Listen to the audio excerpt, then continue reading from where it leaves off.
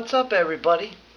Welcome back to another edition of Habitual Vapors, and today I have a review for all of you. Today I have the Segelei Fuchai 213. Now Segelei, just a short time ago, came out with a 213, not Fuchai.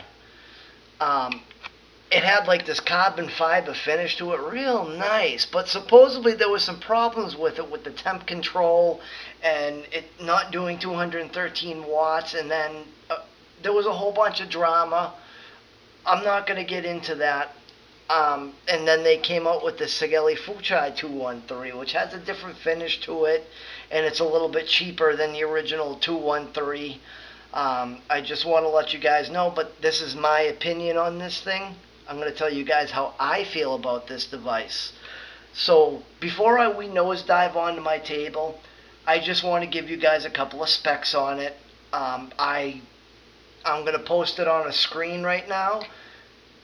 If you feel free to pause it if you need to.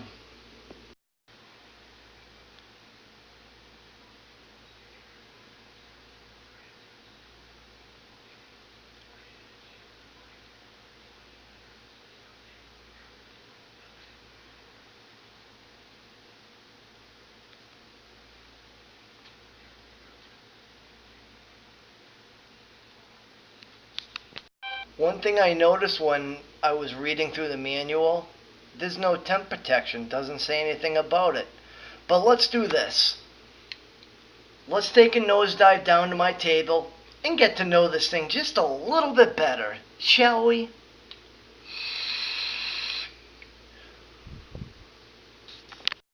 Okay guys, here is the boxing to the Segelei Fuchai 213. As you can see on the right, there is a little blue dot, which means the color of the device I have. Then on the side, it says Vape It, Love It. And then it has 18 plus and your QR code. And then it has your security code. Flip the box open. You have your manual.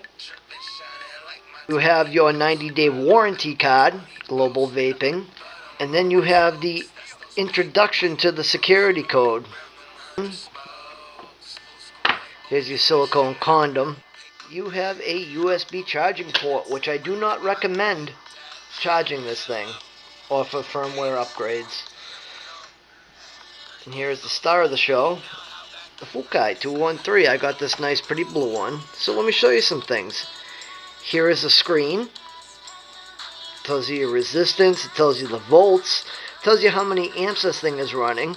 Down the bottom it shows your battery life, and then it shows the percentage, and then it shows each amp of the battery of what you're running, and then it says watts. You do this, you click it 3 times, you got power mode, stainless steel mode, titanium mode, Ni200 mode, TCR mode, and TFR mode. So let's go into power. Oh, let me show you this. With stainless steel, you have 3 options. You have 304, you have 316, and 317 stainless steel. And then once you get into temperature control, it'll ask you if you want to use in Fahrenheit or Celsius, and then there you go. Let's get it back into power mode. There we go, 60 watts. With a crown. So if you want to press this button and the fire button, preheat power adjustment, as you can see I have it set to 63 watts, and you can scroll that up and down all the way to 213, and then you click this and however many seconds.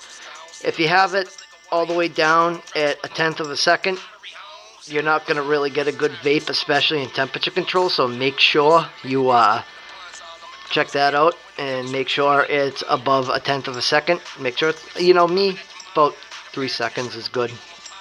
Alright, so as you can see I have 60 watts. It goes from 10 watts to 213 watts. Oh shit. See? It scrolls fairly decently fast. And then we'll take it back down. And then it goes to 10 watts. I'm not going to sit here and scroll and show you. If you press the down button, You lock the buttons.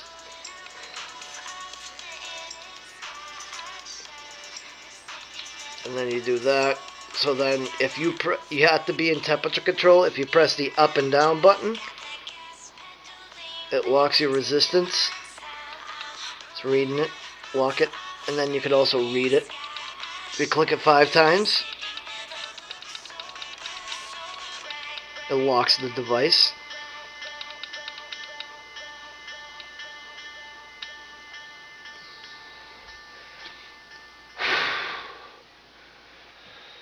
And if you click it 5 times, it unlocks it. So there you have it, guys. That's the Segelei 213 Fuchai. Well, let's go back up on top and talk about it. I'll tell you all the pros and cons, and I'll give you my final thoughts. I'm back. Let's grab a vape before I go on.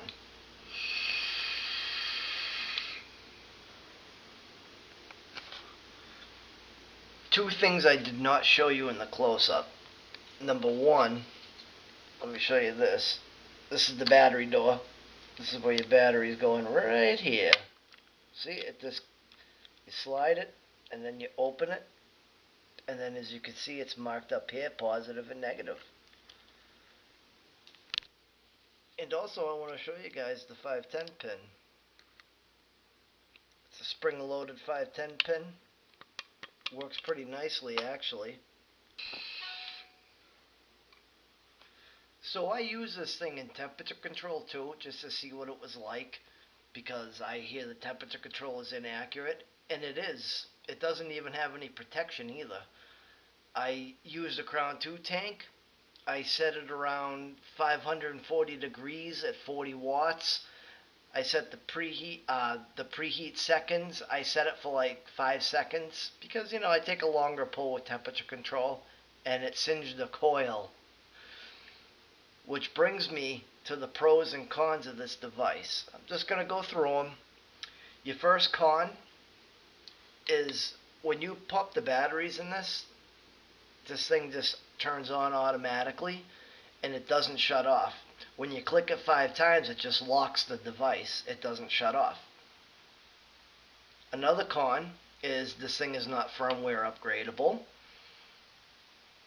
Con number 3 is this thing does not do 213 watts. Con number 4, it doesn't have any temp protection to it whatsoever. You singe your coils or singe your cotton. And con number 5, the resistance. This fires down to 0.1 in all modes. It would have been nice for temperature control for it to fire just a little bit lower. The pros to this thing, though, is that it's nice and small. This is the smallest dual 18650 device I think I've ever seen. Number 2, it looks good. Your screen is nice and clear. The buttons are nice and clicky. All my tanks and RDAs and stuff fit nice and flush on this. It comes in these nice colors. The finish is real nice. The bumps and bruises you see is because I dropped it. I dropped it the first day I had it. I recommend this for somebody who is just a straight power mode guy like myself. I know it doesn't do 213 watts, but you know what? For me personally, I don't go up that high. I'm just a straight power mode guy. I don't use temperature control. I don't vape nickel or titanium. The only thing I do vape is stainless steel, and I barely ever vape that in temperature control. So if you're a person who is just likes power mode and doesn't go to these extreme high wattages, I recommend this to you. If you're a person that likes to go to those extreme high wattages past 150 watts and likes to use temperature control, I do not recommend this for you. That does it for me today. Don't forget to sign up for advocacy. August 8th is a few days away. Please like, subscribe, share, and comment, and vape on.